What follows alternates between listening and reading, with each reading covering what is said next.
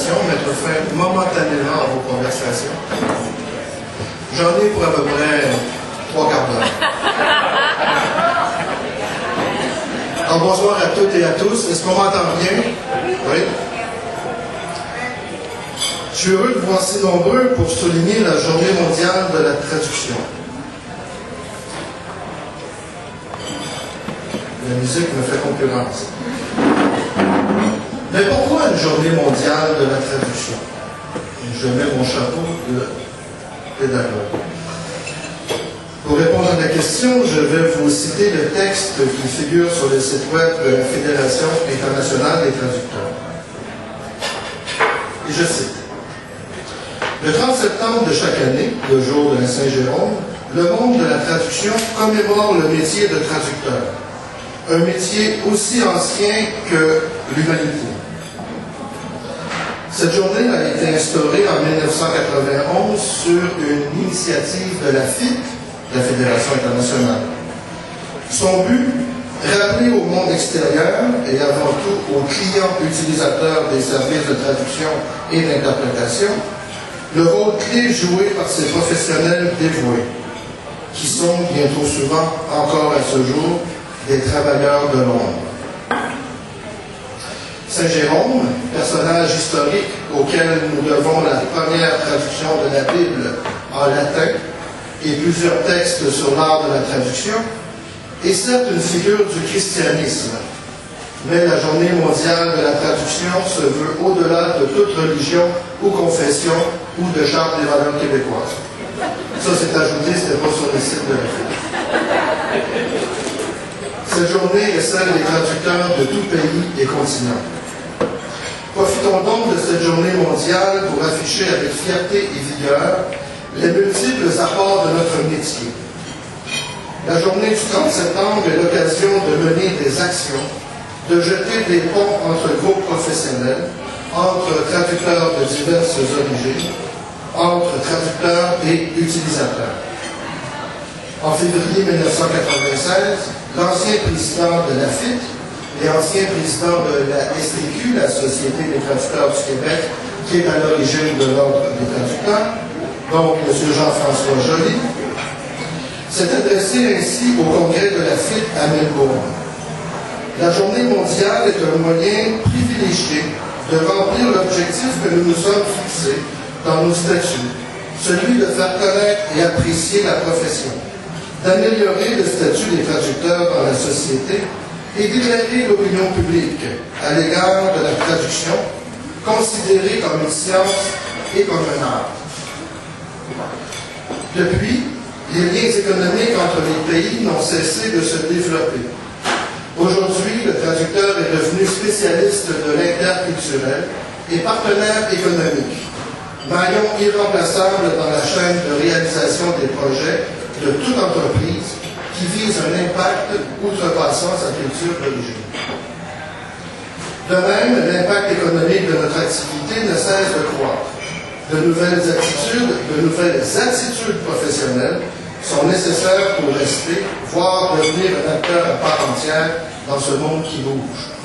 Il nous incombe à nous, traducteurs, d'en prendre conscience et d'assumer nos nouvelles responsabilités avec passion, engagement et rigueur.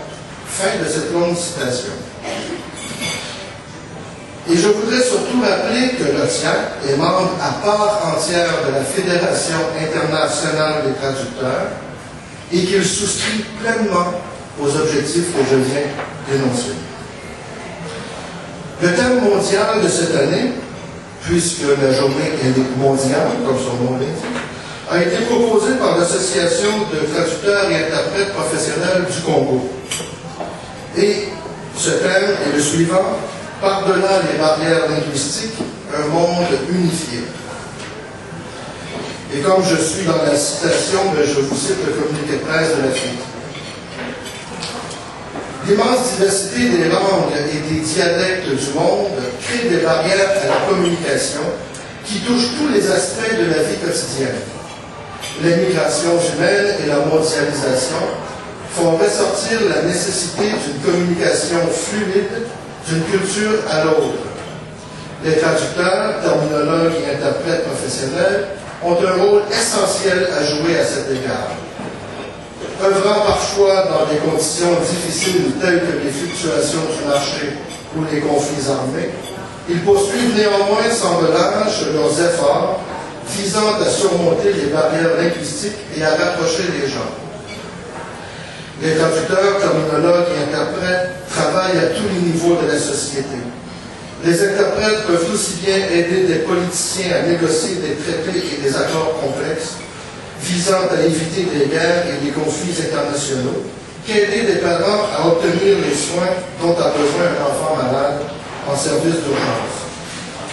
Quant aux traducteurs, nous disposons grâce aux traducteurs, nous disposons de manuels techniques de qualité professionnelle permettant d'utiliser des appareils en toute sécurité partout dans le monde et des logiciels localisés dont chacun peut se servir dans sa langue maternelle.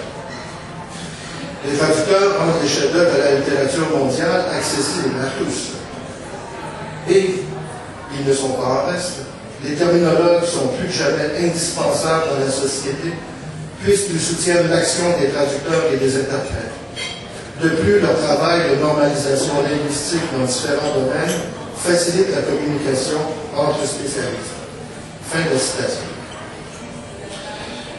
La FIT invite ses membres à célébrer la Journée mondiale de la traduction par des actions spéciales.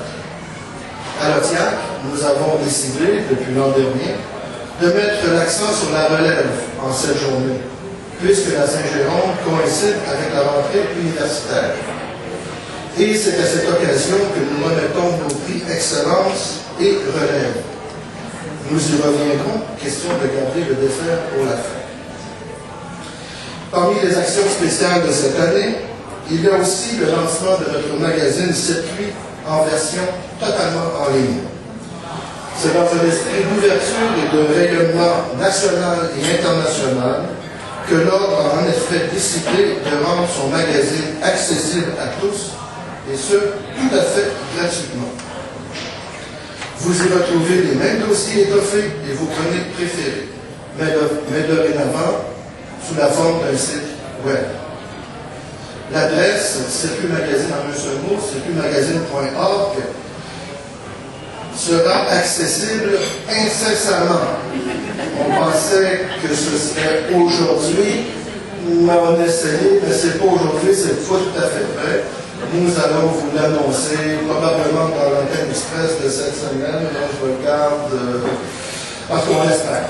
C'est une très bonne initiative.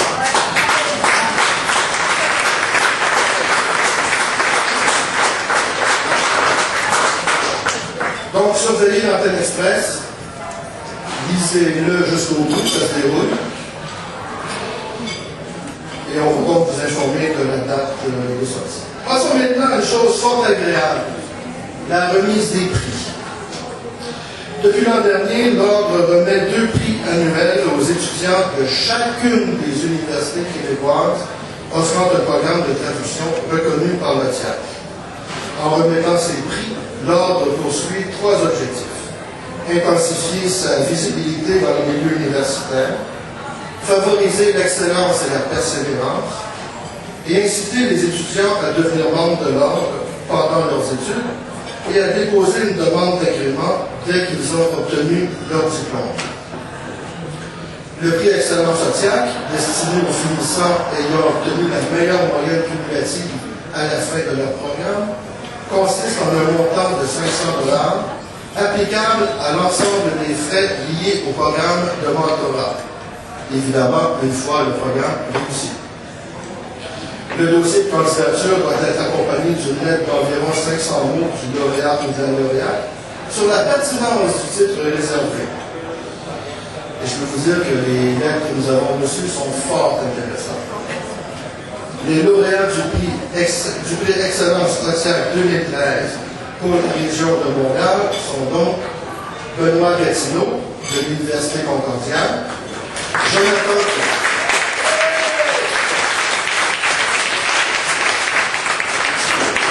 Jonathan Denis de l'Université de Montréal,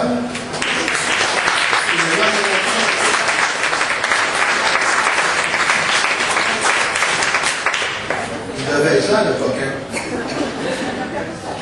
et Amélie Rochette de l'Université du Québec à Trois-Rivières.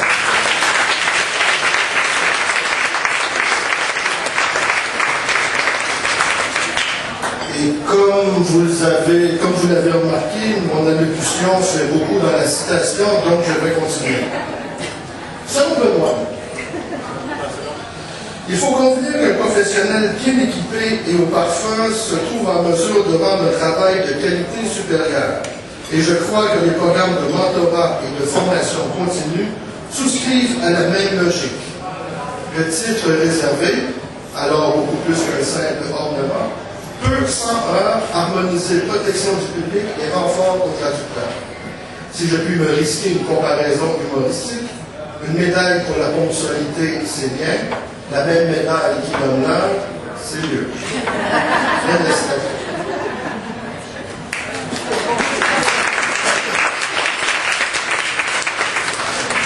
Pour Jonathan, qui n'est pas là, être membre de l'ordre professionnel est, à mon avis, s'offrir quelque chose de fondamental pour toute profession, une certaine crédibilité. Fin de la citation.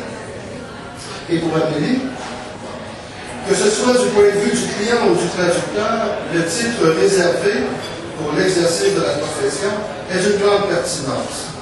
D'un côté, il protège le public en attestant du professionnalisme de ceux qui l'ont obtenu. De l'autre, il permet aux traducteurs agréés de faire valoir leurs compétences et d'accéder à différentes ressources, ce qui contribue à leur perfectionnement et à leur épanouissement professionnel. Fin d'expression. Je dois ajouter qu'il y a beaucoup de questions dans leurs lettres qui sont adressées au président de l'ordre, et c'est tout à fait normal. Je leur dis, je vous dis que je suis à votre entière disposition pour répondre à toutes vos questions. Passons maintenant au prix Relève Otsiak.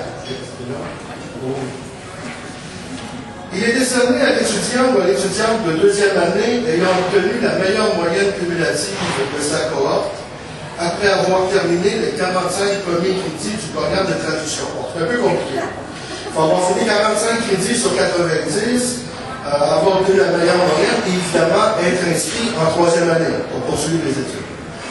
C'est ce que je viens de dire. Évidemment, les lauréats doivent être inscrits pour poursuivre leurs études, puisque c'est là l'objectif du prix. Encourager les étudiants à persévérer.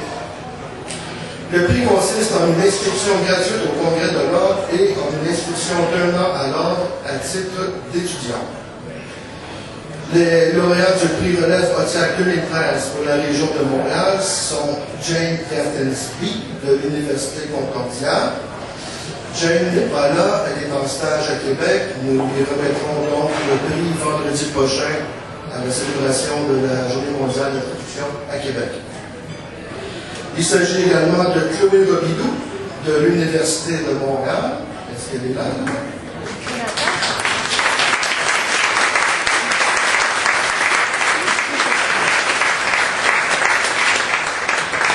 De Jean Godbout de l'Université du Québec à Trois-Rivières, sauf que Jean habite à Toronto, et il trouvait que c'était un petit peu loin pour venir chercher son prix ce soir.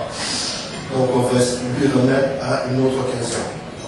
Et nous allons exceptionnellement remettre ce soir également le prix pour l'Université de Sherbrooke, même si nous serons à Sherbrooke le 7 octobre pour la Journée mondiale de la traduction, puisque le lauréat est en stage à Montréal. Il s'agit de Simon Beaulieu-Gilliard.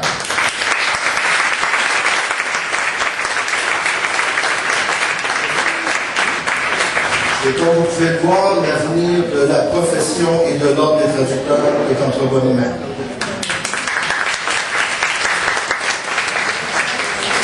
J'ai presque terminé. En terminant, je vous rappelle d'abord le lancement du site web de Circuit. Il y a une petite publicité, semble-t-il, cachée dans votre porte-nom. Et je vous rappelle également le congrès de l'ordre et la journée de formation continue qui est habituellement jumelée. Les deux événements auront lieu les 22 et 23 novembre prochains. Et le thème du prochain congrès est tout à fait lié à l'événement de ce soir, puisque ce thème est le suivant: la relève frappe à nos portes. Sommes-nous prêts? Sommes-nous prêts? c'est une question. Je vous remercie de votre attention et j'invite les membres à échanger avec les étudiants présents. Ne les laissez pas dans leur coin. Intégrez-les à la belle famille de l'ordre. Répondez à leurs questions, car ils en ont beaucoup. Bonne soirée et place aux deux otages.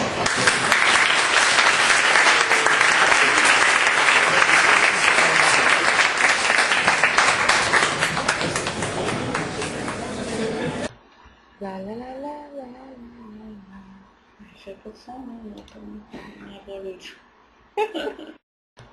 La la la la la la la. Je peux ça, mais